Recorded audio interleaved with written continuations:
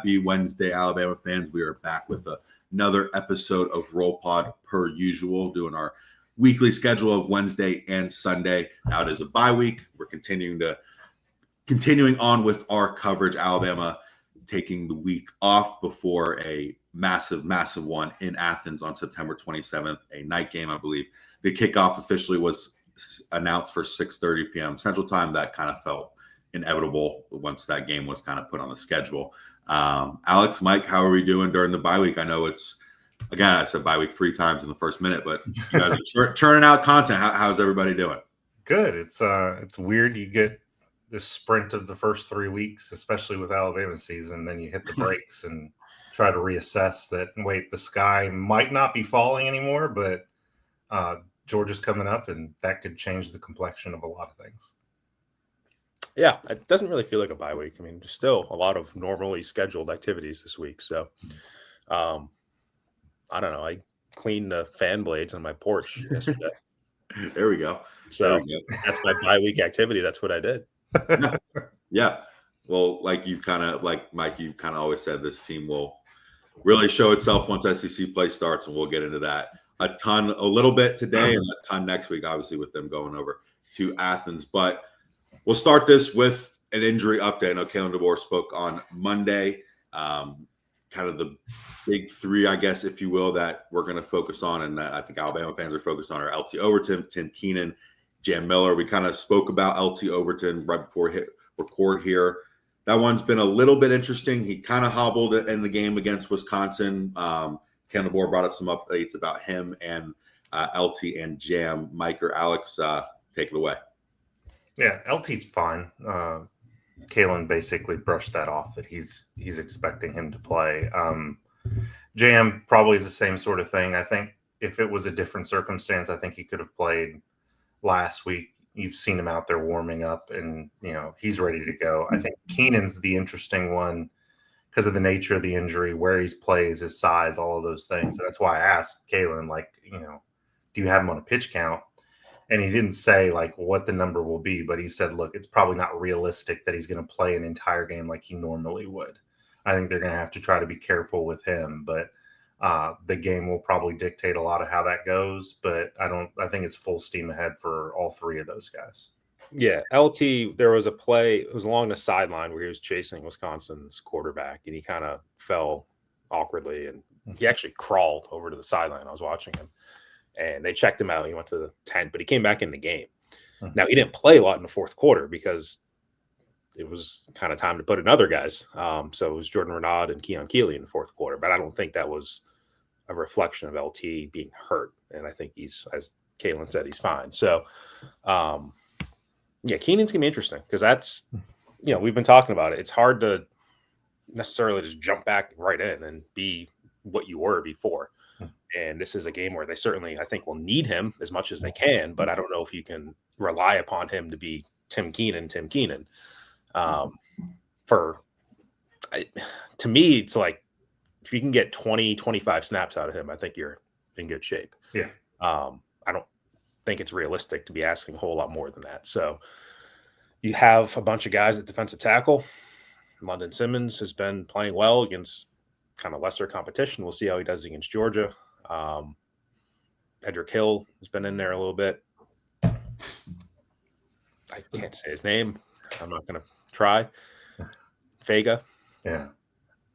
Isaiah Fega. Yeah. It's one of those you really have to think about just to make sure everything's going as expected. On a radio show the other night, it did not go as expected when a caller asked about that specific player.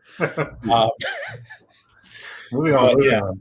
Yeah, it's defensive tackle is still, I think, a pretty big question mark for me going into this game because Georgia is a lot different than Wisconsin and ULM in terms of what they're able to do physically against you. So we'll see how that goes. Yeah, it's always important to start fast, but it would be ideal in this scenario to maybe take some of Georgia's how much they want to run the football off the table. That way you can get Tim off the field, because with Beeman gone as well, it's just you might put it in Edric Hill, you might put it in those other guys, but they don't have the size that Tim has. I mean, you're talking about guys that are 20 pounds lighter, and that matters against a team like Georgia. So I think they're going to try to watch them as much as they can, but at the end of the day, they know how important this game is to their season, even though we're only talking about the first SEC game of the season. Right, and that's the thing. Mm-hmm. I feel like ESPN next week is going to make this game a huge, huge deal, and I think it is. But I feel like Alabama can lose this game, and if they win every game after, they're in the playoff and they're fine. Like, it's a big game, but I don't know if it's make or break. I think if Kalen DeBoer loses this game, I think fire Kalen DeBoer talk is going to be a little bit misplaced, unless it's just complete. It depends how the game looks. 55-3 shutout or something. Not shutout, 55-3 blowout. Like, they're expected to lose the game. Like, they're underdogs. Yeah. But they're right now, I think they would be favored in every other game they play. So, yes, it's a big game, but I think you can still afford to lose it. Obviously, you're not trying to lose it. You're not earmarking to lose it, but like, it's not make or break to me. Yeah. And that's the danger. I think we talked about it Sunday. That's the danger of this game, is that you're going to put a lot into it because it does matter. And it's Alabama's chance to really prove that what happened against Florida State wasn't who they are. But you can't let one loss become 2 and 3. So you got to be really careful with how you approach the game going in, and how, more importantly, how you do coming out of it. Because if you do lose it, Mike's absolutely right. It's not the end of the world. The fan stuff might ratchet back up. But I think you have a whole lot of season left in front of you, and a lot of games that even if you're favored, you're not going to be favored by a lot. So, yeah, it's tricky because it is early in the season, but it does feel very important for Alabama. Right. It gives you more breathing room if you win, and obviously a huge boost of confidence. But it still comes down to what we talked about before. Can you beat all those other teams on your SEC schedule that you can sit here and make an argument that they can beat you one way or another? And this is a tough SEC schedule for Alabama. They don't play the 4 worst teams in the SEC this year, which I think we can agree are Kentucky, Mississippi State, Arkansas, and Florida as of right now. I mean, Arkansas might be a little bit better than what we think, but they don't play any of those teams. Yeah. So they play kind of the cream of the crop other than A&M and Texas and Ole Miss, I guess. So it's tough. And every single game after this is going to mean just as much as this game on the standings. So it's really about the final 7 more than it is the first one to me. Well, yeah, what's right on the other side of Georgia? One Mr. Diego Papia wanting to rip their throat out. Yes, we will get into the schedule a little bit later in the show with a little bit of a redraft between Mike and Alex. But I wanted to bring it back kind of to Jam. It did kind of seem a consensus that he would have been able to play, I guess, Wisconsin and maybe potentially even against Yeoman Roy. I think he was dressed out in the same kind of way. But we've talked about on the show a bunch too. Like, it's one thing to have a collarbone injury, and it's one thing to be like the way Jam Miller plays. So when you when you hear Kalen DeBoer say he's ready, do you take that for he's ready to go do what he normally does? Because do you want him out there not being able to pass block the way he does? Because that's one of his main attributes. I think he can still pass block and be effective. I think the more interesting thing than snaps is carries for him, because he is going to run between the tackles and he's going to lower his shoulder because that's what he does. Yeah. I think you try to limit his exposure on that. But at the end of the day, he's the guy you trust the most out there. And this is a game going on the road. It is going to be a crazy environment. And as much as fans love Kevin Riley right now, that is a different beast for him to go into and just operate. I'm not talking about carry the football and run, because everybody can do that once you got it in your hands. It's, snap count, it's pass blocking, it's hearing the play. It's all of these things that you can trust with Jam that you don't know if you can trust with everybody else. So I don't think they really approach Jam snaps in terms of like a pitch count, but they may try to limit like, hey, let's try to stay away from more than 10 carries in this game, because we just know what kind of physical runner he is. And also, that Georgia is going to come after him a little bit harder, knowing that he is still recovering. Right. The first time he gets popped, like, it's going to be, man, that kind of hurts, or man, it doesn't feel right, or something like that.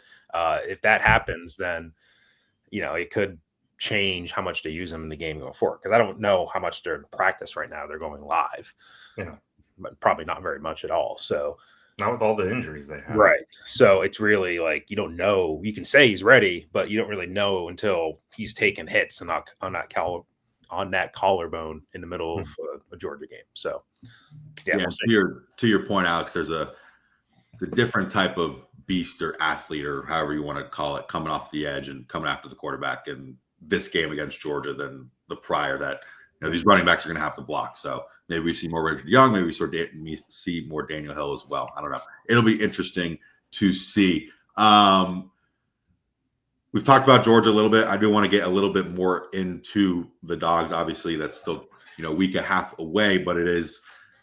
I was going to say a big game, but Mike told us it's not a big game. Not as big as people will make it out to be. Let me put it that way. Yeah, it's a big game, but it's not the most important game. Right. I guess I'll pose this question. It's kind of on the fly here, but if you're, this Alabama coaching staff and you've got, what's like your main focus, you think, after watching Alabama for 3 games and watching Georgia for 3 games, what do you think it's like the top of the list? We need to do X, to beat Y and do, type of thing. I know it's really on the spot here, but interested to kind of hear your. It's an easy answer to me. Do your job is on defense. Do your job. Don't try to do somebody else's job, and then tackle the ball carrier. Those are the 2 things. Because Alabama's defense has been fine by the numbers the last 2 weeks, but I think you're talking about 19 missed tackles between those 2 games and some missed assignments. And if you don't think Georgia is going to try to do that same kind of misdirection, if you don't think they're going to throw to the tight ends and the running backs, you're a fool. They are going to do that, and they're going to test Alabama's defense in that regard. The tackling has been bad, and it needs to get better in a hurry because Georgia will expose you if you can't do that. And to me, I'm just Mr. Positive. So I will look at what Tennessee did to Georgia defensively and throwing the ball, and I'll think, all right, what's Alabama's strength? Like, I think they win this game by throwing the ball. Mm-hmm. And they, in some ways, won last year's game by throwing the ball to Ryan Williams. I think you have to take advantage of what you have on the outside of the field. And Tennessee did that to some extent. And I think Alabama is honestly probably more capable of doing that than Tennessee is because of Jeremy Bernard, Ryan Williams, and Isaiah Horton and Latasia Brooks. So, like, you got to get the ball in their hands somehow. And that's – So what's the area that – wasn't the question what needs to improve? No, he said, if you're the coaching staff, what are you looking at? I think. Yeah, what's that kind of your, I took it as like, what are you focusing on? Because I think the passing games have been pretty good as far as what you're talking about. That's why. I kind of want to, I know there's a lot of talk about the quarterbacks kind of across the country, a lot of unknowns. I think you could say there was a little bit unknown with Gunner and Georgia. Mm-hmm. Obviously, he made that throw in Knoxville. Have you guys had any, new thoughts on him? He's better than people think. That's my thought. He's better than people think, but I still think his legs scare me more than his arm does because of what Alabama's defense has not been good at, which is stopping any type of mobile quarterback. And he runs harder than a lot of the running quarterbacks that are out there. And that's what, to me, worries me more than his arm because, yeah, he made some plays, but I still don't think he's elite. And I still think Alabama's secondary has guys who can make plays on the football. And I think if anything, it's maybe a wash there. It's how that front 7 sort of corrals him and keeps his running, whether it's scrambling or designed, off the table. And I know it sounds crazy because obviously with what Kirby can recruit and certainly in the trenches, but the Georgia offensive line, from what I've been told, talking to people and watching, so it's not as dominant as it has been in years past. So there is, they've started a couple of freshmen on the line as well. So there is opportunities. No, yeah, definitely. I think if you're Alabama, have guys to take advantage of those opportunities. Right. Yeah. If you're Alabama, you're trying to attack that how much you can. But Georgia's probably better on the edges than what they've been offensively.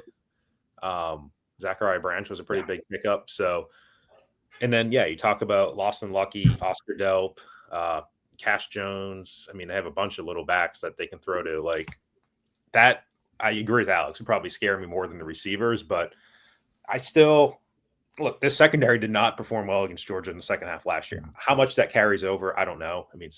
There's a lot of differences. Georgia quarterbacks especially, but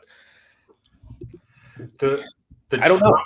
Yeah, the troubling thing for me is Alabama's inability to run the football because of what that means, A, for your offense and knowing what Kirby Smart can do to you as a defensive coordinator, but also keeping Alabama's defense off the field and how Georgia will, if Georgia doesn't have success early, don't think that doesn't mean they're not going to have success late, because I don't think Alabama's going to be able to play ball control. And I think they can. Alabama's defense the last few years has shown in the second half they can get worn down.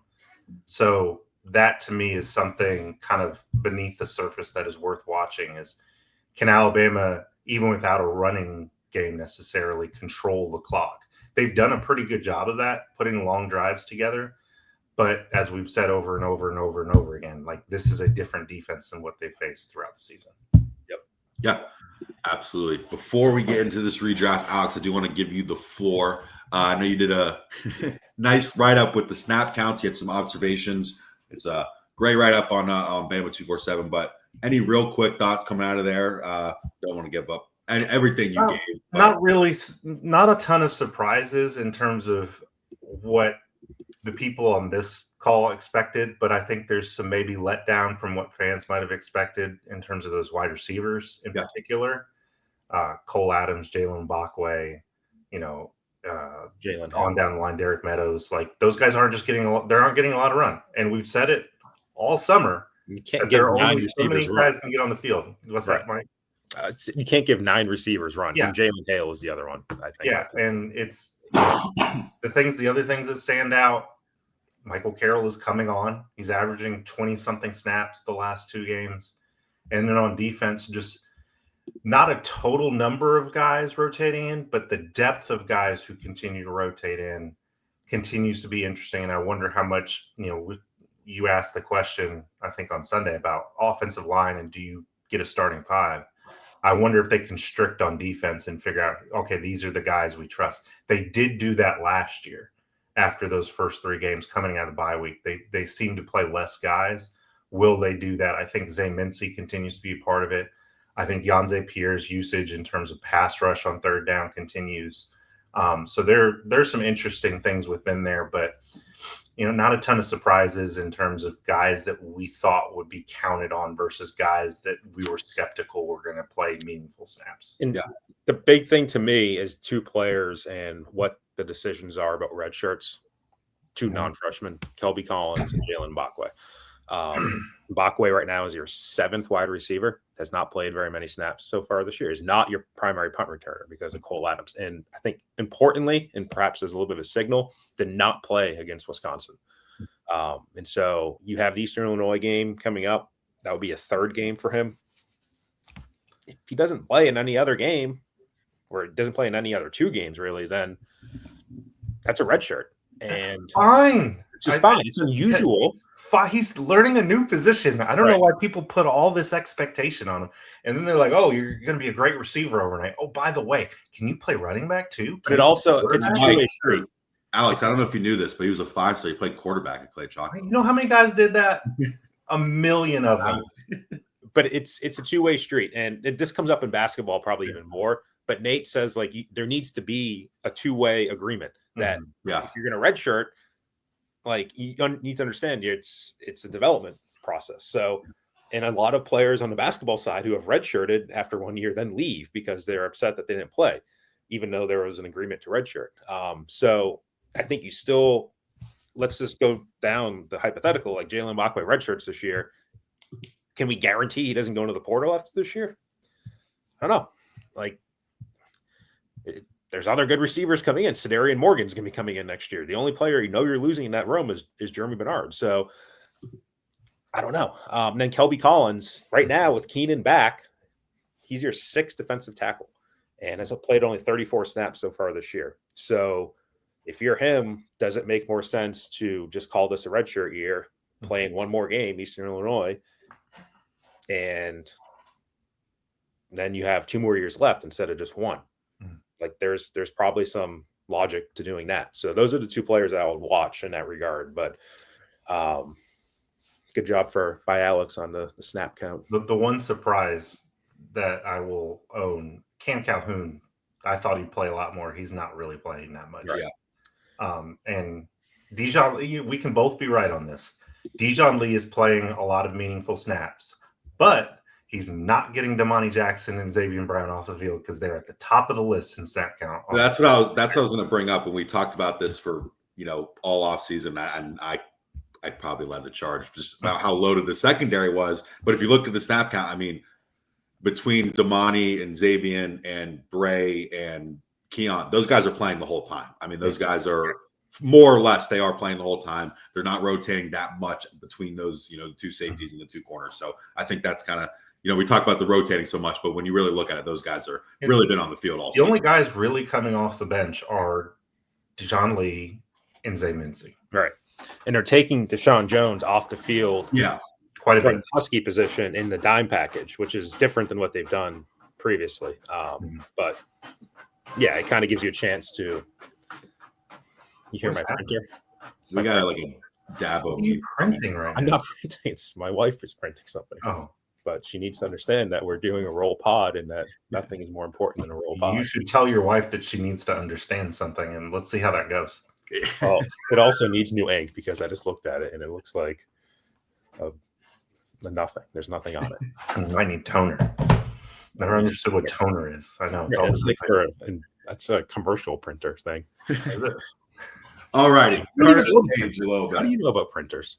How do I know about printers? Yeah. Not how young. I'm either young or old. What is this? No, people think you're old, but yeah, people think I'm old. I don't know why. Not 40 yet. Not a man. I'm not even. Speaking of guys who need to be fired. Yeah. Future Oklahoma analyst, Mike Gundy. Yes. Mike also had a great piece earlier this week, kind of one observation on each player, loaded piece. Mike, I'll give you the floor kind of a similar way. Anything? Yeah. Yeah, I was going to say, I mean, the red shirt thing was probably the main thing there, but the running back position is still very interesting to me because I think it's a missed opportunity for Daniel Hill. Everybody was kind of excited about him, and you have 3 games without Jam Miller, and he got 6 carries, 45 snaps total. Granted, I mean, Kalen did praise him for his pass protection in the radio interview after the game against Wisconsin, but it's like Kendrick Law his run blocking last year. Like, you're a wide receiver, you should be catching passes. Daniel Hill is a running back. He should not just be pass protecting. He should be running the ball. He's only done it 6 times so far this year. Richard Young, I think, is a really interesting player. Kind of which direction do you go with him? Because you have a decision to make behind Jam. Who's your number 2? Right now, I think It's Kevin Riley. Yeah. Richard Young, if you take away that 62-yard run at the end of the Missouri game last year, 54 career carries in 3 years so far, or 2+ seasons, I should say, 2.9 yard average on those 54 carries. Yikes. Brett might know the answer to this. He is a guy who's built to be a physical running back. He is not that physical of a running back in games. Was he that way in high school too?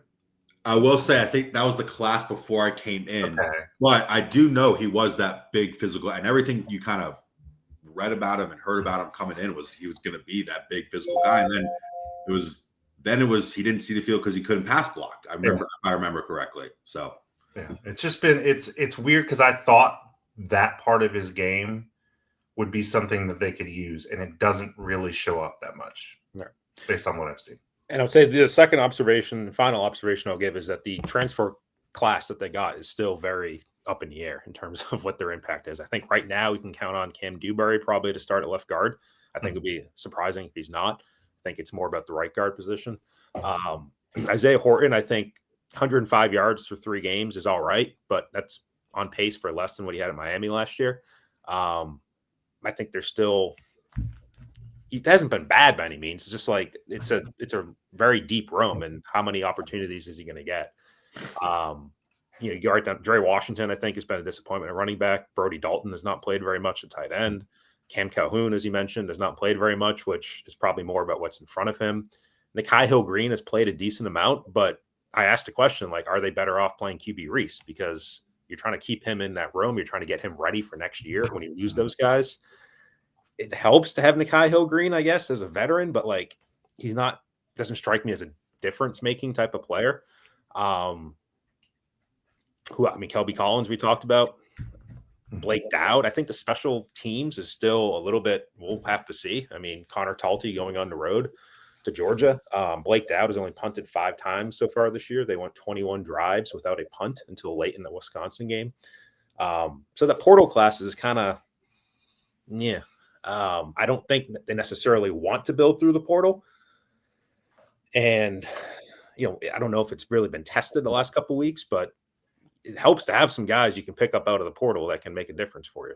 I mean, we might see it with Zachariah Branch from Georgia. We've seen it in the past with Alabama and Jamison Williams and Jahmyr Gibbs and Henry Toto and other players. So I don't know what they've gotten so far out of maybe a few big catches from Horton and then Dewberry. So I do think Horton's going to get more opportunities as the season goes on because I think defenses are going to be better.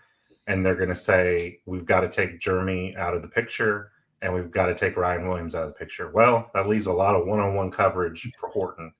Wisconsin could say we want to take those 2 guys out of the picture. They don't have the guys to do it. Same for Louisiana Monroe. So I think Georgia does. And Georgia will say, we're not letting last year happen where Ryan pirouetted on our face and destroyed us single-handedly. So it's going to leave somebody else to be able to do that. And all things you can do on someone's face, that's not the worst. What if they throw to Latsier Brooks instead? Yeah, hey, it's fine. As long as he catches the football. Yeah. Anything on the from the defensive side over there? It's like a nice way. No, I know exactly what pirouette is. It's just I've never heard the term pirouette in someone's face. You can be violent and stylish at the same time if you're Ryan Williams. Right, it's true. That's all I got, Brett. One thing I'll say on Cam Calhoun, I believe he has 3 years of eligibility. So I don't know. I know people want immediate results, but it's two after this year, right? So it could be, again, people want immediate results portal, but that could be one that he could be one that could be a key piece in 2026. So what if Xavier Brown and Dijon Lee are starters next year, and what if Jordan Edmonds comes in and is like, hey, I'm pretty good too? You know who won't be a starter next year? Deshaun Jones. So you've got an opportunity. Yeah, you've got an opening at Husky, I think is the big offseason question. But yeah, we'll get to that. We might get into that a little bit more in depth later on. But it's time for the schedule redraft. We've got Alabama's got 9 games remaining. We're going to take out Eastern Illinois. I guess I'll take it from you guys. 8 games remaining, 8 SEC matchups. Georgia, Vandy, Missouri, Tennessee, South Carolina, LSU, Oklahoma, Auburn. It's a tough one. I joke with people. Everybody's like, "Oh, the schedule's tough." Everybody's in the SEC is tough, more or less. But we are going to do something similar like we did before the season. We're going to let Alex and Mike kind of redraft those matchups from toughest to hardest after 3 weeks of Alabama football and after 3 weeks of watching all of those future opponents or reading about them or however they've kind of consumed, the college football world every week. So strictly toughest. That's all we're saying is what is the most difficult game. Okay. Yep. Not the most important, most difficult. Okay. Yep. Most difficult after, watching Georgia for 3 weeks, watching Missouri, all those games for 3 weeks and watching Alabama. Mike, do you have your coin flip breakers? I have these. There we go. All right. I'll let Alex call it. Amazing you remember that.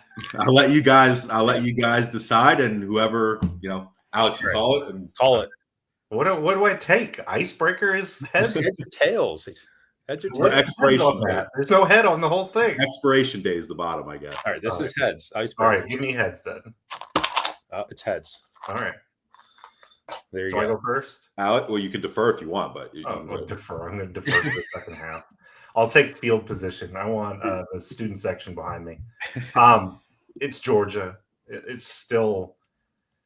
They're still a really good team. They showed that against Tennessee, that not only are they talented, but they have mental toughness that not a lot of football teams have these days, it feels like, because they can weather a storm. They can play in raucous environments. They can run the football. They can pass the football when they need to. And their defense woke up a little bit down the stretch. Going into Athens is going to be really difficult. I think Georgia still looks like a playoff team to me. And the fact that one's on the road too.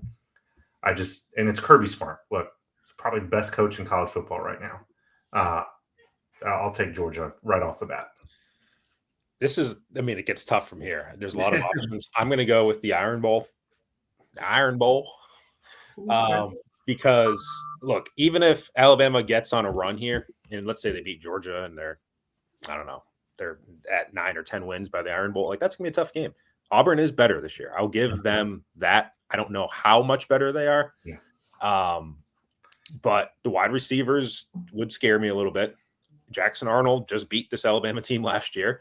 And depending on what the defense does, and we've seen good Alabama offenses go down there and just not look the same, just like a black hole on the plane. So do you want to guess how many passing yards Jackson Arnold has through 3 games? 7, right? Huh? Like 7. It's 500 total passing, 501 yards. 501. 3 games. Yeah, I haven't watched a lot of Auburn. I guess people wouldn't like me if I did, so I don't really know that. I'm sorry. I don't think they'd like you either way, Mike, but go ahead. Right. Well, there you go. See? I don't have to worry about watching Auburn or not. But I do think that's probably their second toughest game, just because of history, and it's hard to deny. Yeah, weird things happen at Jordan-Hare Stadium. There's no doubt about that. I think they play that. I still don't know how good Auburn is. I don't either. But you've got all these great, scary receivers, and I don't know that they have anyone to throw to. But Hugh Freeze knows what to do with a running quarterback, and Hugh Freeze has already shown that if the passing game's not working, he's just going to figure out a way to run the ball down your throat. Mm-hmm. I don't know that I'd put him 2, but I'm fine with it. I'd go with the team I've been beating the drum for 6 months. It's Oklahoma. Yeah. What do you say like that? Because it's a home game. To me, I feel like this team plays so much better at home. This Alabama. Yes, but you know who's really good? John Mateer. You know who's a really good defensive coordinator? Brent Venables. You know who's a really good offense coordinator? Ben Arbuckle. They got a really good running back in Jade Knott. They've already won some big games. That team should scare Alabama because Alabama's defense really struggles out of structure. Who's really good out of structure? John Mateer. It feels like Johnny Manziel getting ready to come into Bryant-Denny Stadium in 2012. That's what it feels like to me. I keep hearing the Johnny Manziel comparisons there. I don't know if I'm quite there yet, but I am a John Mateer fan. I really he's really good. I think he's a better pure passer than Johnny Manziel was. Yeah, for sure. Mr. Mike? I'm torn between 2 teams right now. Early in the season, I would have said LSU. I don't think LSU has done anything to prove me wrong on that. I think they're a very good team. Their defense looks very good. But Tennessee looks better than what I thought they would look. And so I'm going to go with Tennessee. I think either one, the crowd's going to be into it. Those are 2 big games every 2 years in Tuscaloosa. Like, I don't think the crowd matters one way or the other in Tennessee versus LSU. But Tennessee looks better, and their ability to throw the ball against you hurt Alabama last year. It wasn't just Dylan Sampson. It was also the passing game. So this is a team that just beat Alabama. It's not the same Tennessee team, but that would scare me. And, you're coming off of – you're just kind of slogging your way towards the second bye week at that point. The third Saturday in October is always when you start to feel it a little bit. And to see where this Alabama team is at by then, I don't know. We'll see. But that's my pick here. I don't know. Alabama fans may not like me for bringing this up, but I was watching the Tennessee-Georgia game, and it was Chris Brazzell. I think he had like 6 catches for 180 yards and 3 touchdowns, whatever it was. And I can't remember who said it over, but it was like, I haven't seen a Tennessee receiver do this and against SEC opponent in a long time. I was like, Jalen Hyatt, I think, just scored again against Alabama. So that was the thing. The weird thing about Tennessee the last 2 years is their receiver group just went off a cliff. Right. They were great when Hendon Hooker was their quarterback, and it was bad since. And it looks like it's sort of they've got the pairing of quarterback who can just chuck it deep and receiver who can come down with the football. I still don't know because I wasn't able to watch enough of that game. Do they have the running game to sort of balance that out? I know Star Thomas is a pretty good back, but he's averaging 6.7 yards a carry. Sean Bishop is averaging 7 yards a carry. Yeah. So maybe they do. I agree with that pick with Tennessee there. This is where it gets really tricky because you're projecting and you're trying to say what's home and road. Just for those listening real quick, we've got Vandy, Missouri, South Carolina, and LSU remaining. Mm-hmm. Yeah, and I can make an argument for almost all of those. Yeah. But ultimately, I'm going to go with on the road at South Carolina. You assume Lenore Sellers is healthy. it's just because I don't know how good LSU is, and I said it in this, I think they have the highest ceiling of any team in the SEC. Doesn't mean that they're going to be the best team. I almost wanted to pick Vanderbilt, but I think South Carolina, because of the road environment, because how bad Alabama has looked on the road, and we know how good Lenore Sellers can be. Give me the Gamecocks. That's surprising. South Carolina's been off this year. LSU's been on, and I got to pick LSU. They can't drop any further than this because they're a very good team. They're top 5 in the country right now. And they have a defense now. Right, they have a defense, and Alabama does not have Jalen Milroe, which was kind of their secret weapon against LSU the last couple of years. Just tore them apart on the ground. And I don't know, I think Alabama matched up well with LSU outside of that, but we'll just have to see how it all looks. LSU's got the potential to come in and win this game without a doubt, given their team. So I just can't drop them any further than this. Yeah, I think that's fair. In terms of pure talent, they're the best team left on there. They might be the best team, period, in terms of pure talent. But there's something a little bit off with Nussmeier right now, and I don't know that they have the running game to support him. And as good as the defense looked, I don't think that they can count on 5 interceptions from a quarterback every single week. You talk about a tough schedule. LSU going 6 there. Oof. Yeah. But I agree with what's going on. But Alex gonna do it. Do it. Might be cold and rainy in Columbia. Right. That wasn't what I was thinking by doing it. I know that's what I was saying. What I'm torn by. Right. It's truly give me Vanderbilt. All right. I said Missouri was the trap game all season. And if they beat Georgia, I think it's back to being the trap game again. Mm-hmm. But the Vanderbilt coming right out of Georgia, Diego Pavia is just playing like a man with his hair on fire. They're good, and they believe in themselves. And I don't think coming into Bryant-Denny Stadium is going to scare them. So I think I just got to go with Vanderbilt. It's so weird to think of them in any kind of regard, but they're there, and they've got something right now. The interesting question to me is when they lose Diego Pavia, assuming after this season, if he's telling the truth about not coming back, trying to get another year, if they can keep that offensive brain power that they have, they teleported over from New Mexico State. But that's a problem for next year. For this year, they're a team that I think should scare Alabama. I think talking about schedules too, real quick, they're undefeated. They've got Georgia State and Utah State the next 2 weeks. So they should pummel those, and the confidence should only get higher. Now, again, that could maybe go well for our schedule. Right. So does Vanderbilt have rat poison? Is that a thing? So, definitely. Complacent Vanderbilt. Mike, you'll wrap it up with at Missouri. Any thoughts? Yeah, there? I first just want to say with Vandy, what would scare me is they've been planning all offseason for what the next wrinkle is to show Alabama. Yeah. And they showed them a lot of wrinkles last year, but they know that there's going to be responses to that, and it's what the Vandy response is that would scare me. So and they've done that before. They've beaten teams twice. They beat Hugh Freeze 2 or 3 times between New Mexico and Auburn. So, look, Missouri, their schedule, they do play South Carolina at home this weekend, but then they got UMass before they got Alabama. In fact, Alabama is their 6th consecutive home game to start the season. They did have to travel to UMass last year, Mike. So it's just a home and home. Which was I've been to UMass in their football stadium. It's about the size of this room. So they're awful. UMass is awful, by the way. If you look at the advanced stats, they are the worst FBS team by a mile. But Missouri on the road is not an easy game. It's the easiest game. I think it's accurate to pick them 8th in this particular game, but it's a trap game. It's a purpose-built trap game. 11 a.m., Columbia, Missouri, right after Vandy, which was your trap game last year. You can't have that be a trap game again, but it's the game after that.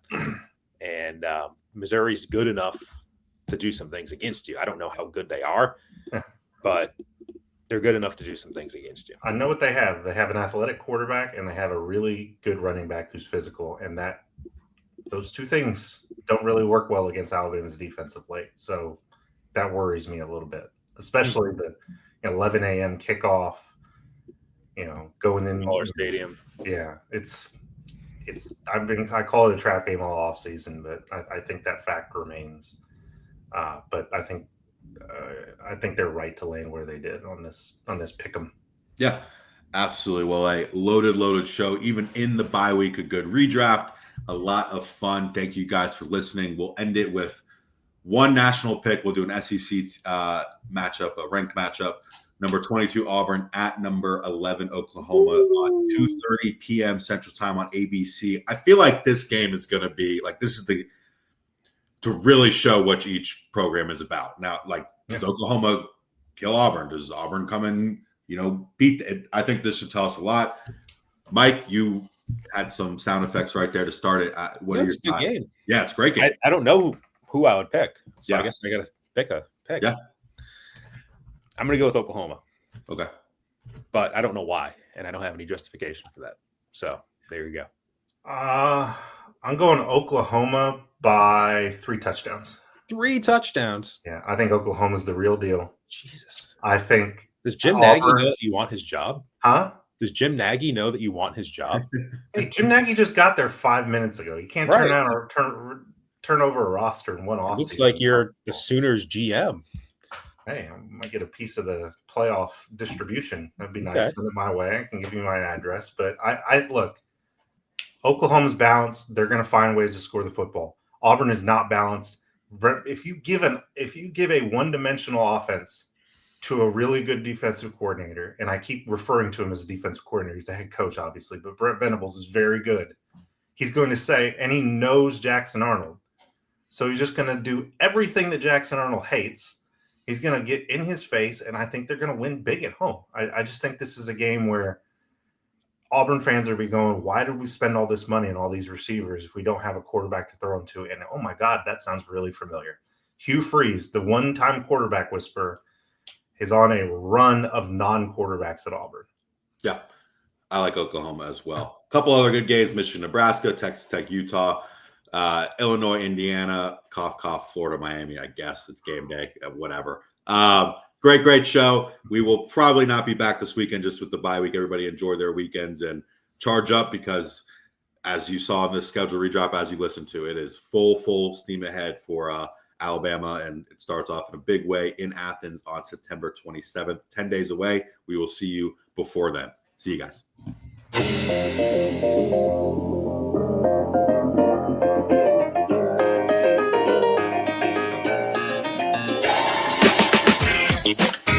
Yeah.